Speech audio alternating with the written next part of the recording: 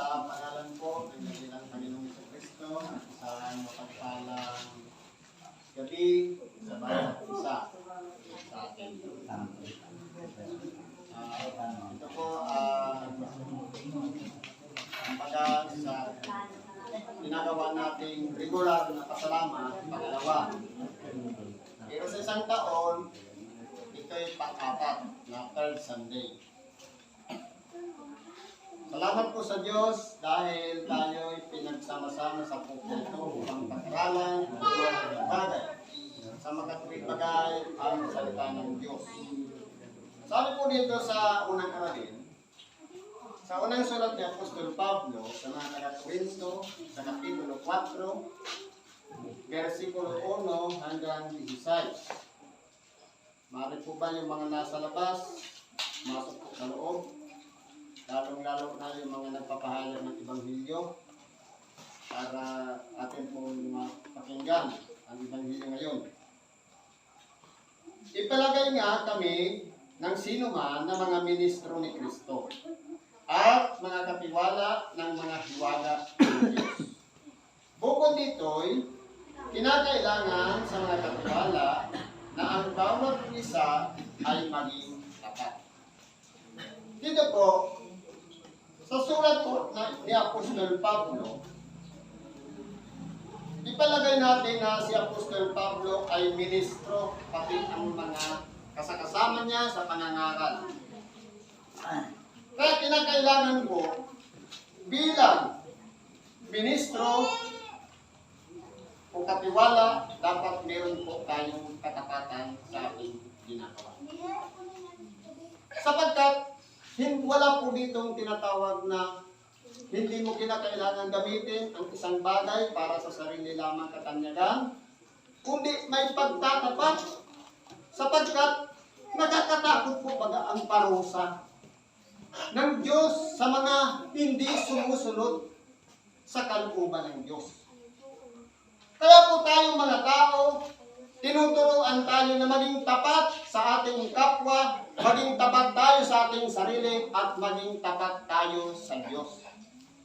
Sapagkat, kung tayo po ay nagpapalagay sa ating sarili na tayo lang ang tapat at yung iba ay hindi tapat, baka dinadaya natin ang ating sarili. Napakalawak, napakaraming mga sitas, aralin sa banal na kasulatan, na kung wawariin natin, nandun lahat nakasulat. Pero kinakailangan, may limitasyon po. Kung ano lang ang nakasulat, yun lang dapat ang ipatupad. Ano sabi dito? Dapat sa ganang akin ay isang bagay na totoong maliit na ako'y sasabi ninyo, o ng pagsisiyasat ng tao, o ako'y hindi nagsisiyasat sa aking sarili. Kasi Apostol Pablo po, handa siyang siya sa atin. Pero siya, hindi niya sinisiyasat ang kanyang sarili. Sapagkat, wala akong nalalaman anuman laban sa aking sarili, bagaman hindi dahil dito inaaring ganap ako, sapagkat ang nagsisiyasat sa akin ay ang Panginoon. Totoo po yan. Kaya po, mahirap po sa isang tao ang magpatupad ng isang bagay, sapagkat may nagsisiyasat po sa atin, walang iba ang Panginoon. Kaya nakakatakot po kung iimbento tayo ng isang bagay na katang-isip naman na hindi nakasulat sa banal na kasulatan. Abay, mapapahamak po tayo. Kaya kinakailangan ang lahat ng mga bagay ay nakasulat sa banal na kasulatan. Sa totoo lang, si Apostol Pablo, napakasipag dyan magsulat. Bagamat siya ibinilanggo, ikinulong, natanikalaan, subalit nagpatuloy pa rin siya ng pangangaral ng Ebanghelyo. Siya na ata ang pinakamaraming napadalhan ng sulat sa lahat ng mga apostol na tinawag ng Diyos. Kaya nga, huwag muna kayong magsihatol ng anuman. Sa totoo lang po, kapag ang isang tao'y nakitaan natin, nasasabihin natin mali, at pinatutunayan na natin mali, hindi natin nalalaman, humahatol na tayo. Paano kung magkabaliktad? Na samantalang humahatol ka, ikaw ngayon ang hatulan, sapagkat ang inihahatol mo ay hindi pala nakalulugod sa ating dakilang Panginoon. Yan ang mangyayari. Kaya po mag-ingat po tayo. Huwag muna kayong magsihatol. Baka pwede natin pag-usapan. Hindi yung huhusgahan mo na agad ang iyong kapwa na ito'y masama, ito'y taliwas na sa kalooban ng Diyos, ito'y hindi na sumusunod sa nasusulat sa banal na kasulatan. Nakakatakot po yan.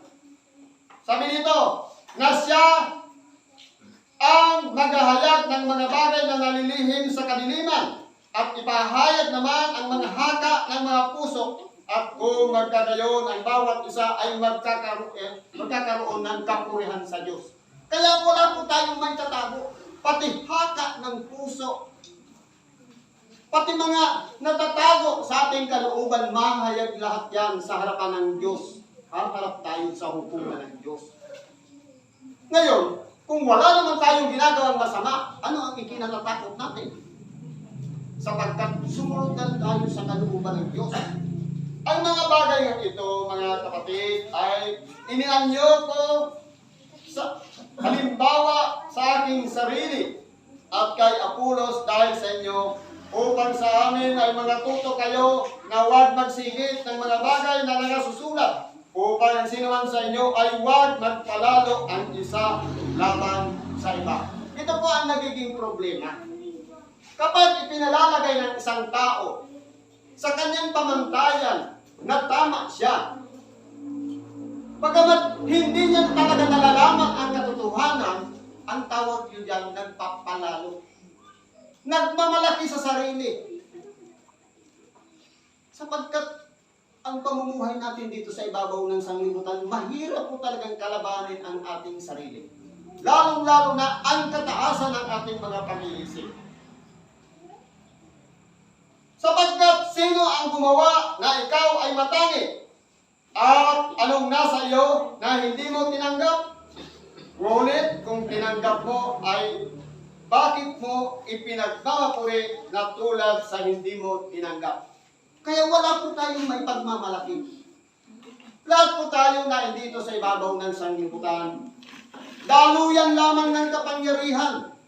Hindi pwedeng tumuya ka sa iba, sa iyong kapwa, na sasabihin mo, ikaw na lang ang pinakamabuti at yung ibang masama, kundi lahat tayo'y sakop ng banal na kasulatan. Salita po yan ng Diyos, hindi salita ng sino mang tao nagpapahayag, kundi tanging siya lamang. Ipinagkatiwala lang at sinasalita natin, binabasa natin sa banal na kasulatan. Kaya hindi natin pag-aari yung aral, kundi kay Kristo yon. Mapalad tayo, bagamat tayo'y makasalanan, bagamat tayo'y hindi karapat-dapat, pero pinagkatiwalaan tayo ng salita ng Diyos.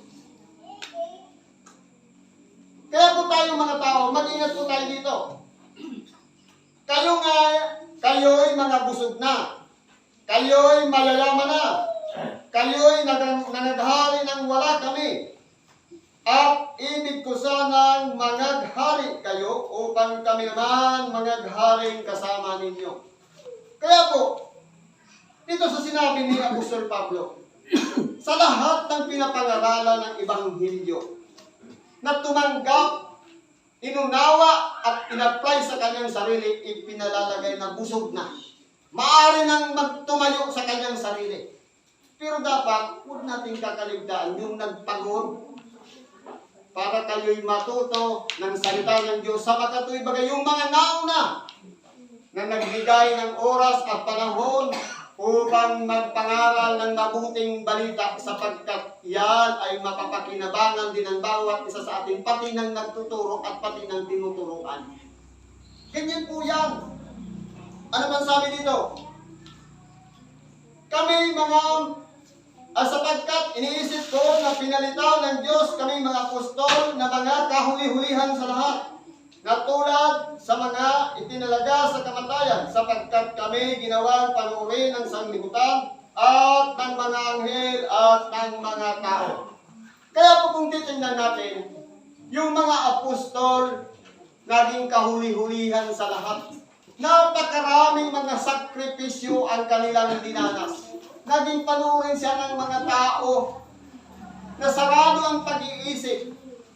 Na bagaman inuulit-ulit ang Ebanghelyo, ang pangangaral, hindi talaga tinatanggap sapagkat matitigas ang mga puso. At yung mga anghel naman naging panuorin na kung magkagayon, kapag yung bunga ng pangangaral ng Ebanghelyo, mayroong isang taong nagsisi at nagbalik loob sa Diyos. Nagkakagalakan ang mga anghel sa kalangitan dahil po sa isang taong lumapit muli sa Diyos at nagsisi at nagbalik loob sa Diyos. Kaya po, hindi po pwedeng atuon ng isang tagapangaral na dahil may nagsisi sa kanyang kapurihan, kundi sa Diyos lamang sapagkat wala tayong karapatan akuin ng isang bagay na hindi naman dapat sa atin sapagkat tayo'y daluyan lamang ng kapangyarihan ng Diyos upang ang kanyang salita mula sa espiritual na kalagayan may pahayag sa pamamagitan ng ating mga bibig, makarating sa bawat tainga ng tagapakinig, pumasok sa puso at maisabuhay natin. Yan po yung pinaka-importante. Ano bang sabi dito?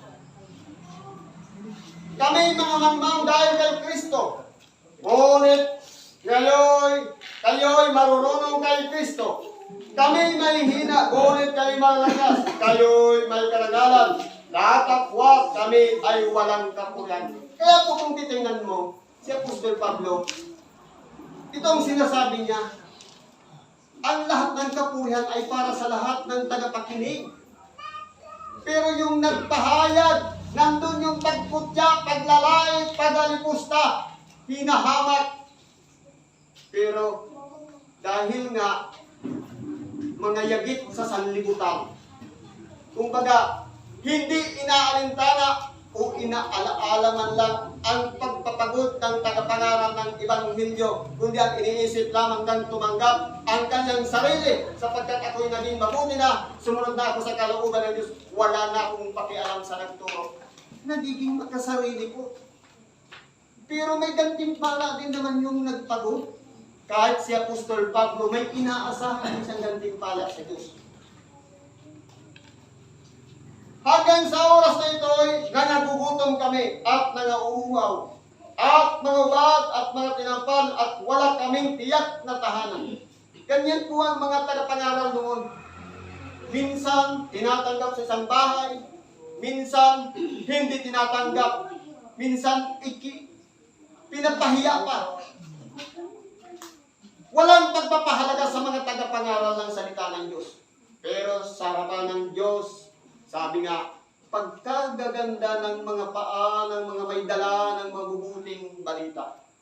Ngayon, kung ang bitbit natin, may dala tayong banal na kasulatan, pero ang binibitawan natin sa ating bibig, pagputya, pag-alipusta, paghamak sa kapwa, hindi yan masasabing mabuting balita, kundi yan ay masamang balita. Sabi nga, sa kasaganaan ng kanyang puso, nagsasalita ang kanyang bibig. Ngayon, kung ano ang sinasabi natin sa araw-araw, palagi tayong may nililibat, may sinisiraan, yun ang laman ng ating puso. Ngayon kung pag-ibig yan, papahalagahan mo ang kapwa, hindi mo na siya sisiraan, kundi lalapitan mo, Brad, lumilinis ka na. Siya mismo. Hindi yung gagamit ka pa ng tao, ikakala pa, pag chichismisan pa. Hindi ba nakakayurak po yun ng pagkatao. Dapat hindi po ganun mangyari sa bawat isa sa atin, sapagkat masama po yun. Kahit nga si Apostol Pablo, nangyari din sa kanya. Pero mayroon siyang inaasahan sa Diyos. At kami na nagpapagal, na nagsisigawa ng aming sariling mga kamay, bagamat inuupasala ay kami nagpapala, bagamat mga pinag-uusig ay nangagtitiis kami. Kaya po ang mga apostol, maging si Apostol Pablo, hindi po siya naging pabigat sa iglesia. Dahil po si Apostol Pablo, may trabaho siya, tagatahi siya ng tolda, tagagawa ng tent. Sa makatuwid, may pinagkakakitaan siya. Ayaw niya na maging pabigat sa iglesia. Ayaw niya na sinusuportahan siya ng iglesia para pakainin, Kumbaga, kukuha siya ng sahod sa iglesia para lang mabusog siya, kundi dapat din naman kasama siya sa nagkakaloob. Pero kung anong nangyayari sa mga panahon ngayon, nangangaral ang mga tagapagpahayag ng salita ng Diyos, ginagamit pa ang banal na kasulatan para lamang pilitin ang kalooban ng bawat isang kasapi sa isang pagkakapatiran para magbigay ng kaloob at kasama siya sa tatanggap ng sahod. Yan po ang nangyayari na ngayon. Kaya po mag-ingat po tayo. Bagamat mga sinisiraan puri ay aming pinamamanhikan. Si Apostol Pablo, bagamat sinisiraan, namamanhikan siya na kung maaari tantanan na tumigil na. Huwag nang ulit-ulit sapagkat may pagdaramdam din naman si Apostol Pablo. Kami naging tulad sa yagit sa sanlibutan. Yagit, yung walang parang kalagayan ng isang tao na wala siyang matirhan. Kahit saan na lang siya nakikituloy, wala siyang sariling tahanan, walang magulang. Kumbaga parang yung mga siraulo na nakikita natin dyan sa sentro, ganun po ang magiging kalagayan. Sapagkat wala nang tumatanggap dahil kapag tinanggap mo naman, tapos papakinggan mo yung aral, salungat naman sa ginagawa mo, siyempre, papaalisin mo. Dahil tinanggap mo na nga, tapos papangaralan ka, kontra naman sa ginagawa mo. Kaya maging yagit sa sanlibutan. Ano pa sabi dito? Sukal ng lahat ng mga bagay hanggang ngayon. Hindi ko isinusulat ang mga bagay na ito upang kayo'y hiyain, kundi upang paalalahanan kayong tulad sa aking mga minamahal na anak. Kaya po kung tayo po'y itinutuwid sa pamamagitan ng pangangaral ng Ebanghelyo, wala pong ibang gagawin tayo. Tanggapin ang pagtutuwid ng Panginoon sapagkat sa ikabubuti din naman yan natin. Ang mahirap, sasabihin pagdating ng pagbabalik ng ating dakilang Panginoon. Kakatok tayo. Panginoon, nangaral din naman kami na kasama mo. Ang sagot, hindi ko kayo nakikilala. Kaya ipakilala natin ng lubusan ng ating sarili sa harapan ng Diyos at ng mga tao na tayo'y gumagawa ng matuwid at sinusunod natin ang ayon sa kalooban ng Diyos. Hindi natin kailangan dito ng katanyagan.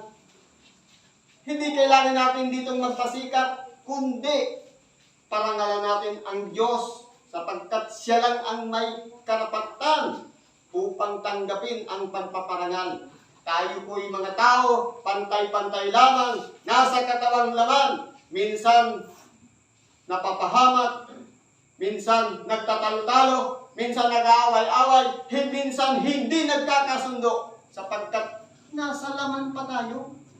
Pero kung tayo'y nabubuhay na sa Espiritu, hindi ka na makikipagtalo, hindi ka na makikipag-away, kundi nandun lahat ang bunga ng Espiritu. Sa makatuwid bagay, may pag-ibig na sa kapwa. Yung pag-ibig na lang mahirap po yun i-apply sa ating kapwa.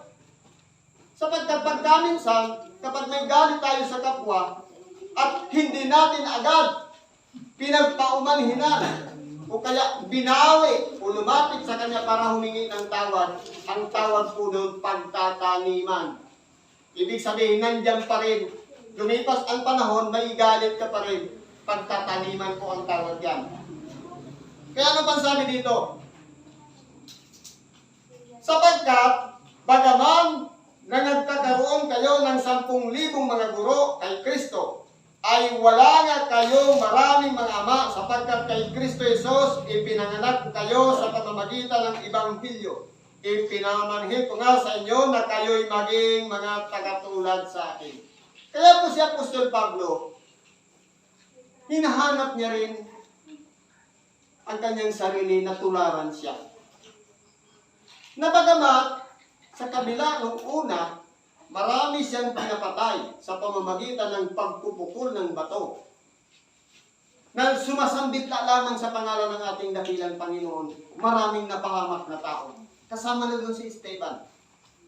Pero po, nung baguhin siya ng Diyos, Sapagkat sinasabi, siya'y sisidlang hirang sa akin, ginamit ng Diyos ang karunungan ni Pablo para mangaral sa mga hintil, sapagkat nakikita ng Diyos kay Apostol Pablo lamang ang kalakasan ng loob na kaya niyang makipagtuligsaan, kaya niyang makipaglaban para sa katotohanan, para ang lahat ng tao ay mapalapit sa Diyos. Kaya po, si Apostol Pablo, nais niya tularan natin siya. Pero ang tao, iba po kasi ang pamantayan ng tao. Kahit ang tao ay galing sa isang masamang kalagayan, tinawag ng Diyos at nagsisi at nagbalik loob, ang pamantayan ng tao, kung ikaw ay kriminal, lumaya ka, ang tingin sa'yo, kriminal pa rin. Pero, kung gagawin natin ang ayon sa pamantayan ng Diyos, na kapag ang isang tao ay nagsisi at nagbalik loob sa Diyos, hindi na siya yung dating pagkatao ng isang taong masama, kundi yung bago ng pagkatao. Pero po tayo, bakit binabalik-balikan natin yung dati? Nag-isyu halimbawa, masamang babae, para sabong, yan palagi ang nating nakikita. E paano kung napadaan lang naman yun doon, hindi naman talaga siya nagsasabong? Naghahatol na po tayo. Kaya mag-ingat po tayo. Ngayon po dito sa mga araw na ito, kinakailangan po ang lahat ng mga bagay na nakasulat sa banal na kasulatan, yan lang po ang ating ipahahayag. Wala pong lalabis, walang kukulang, ang lahat ng nakasulat, yun lang dapat ang ipahayag natin. Salamat po at pagpalain tayo ng Diyos.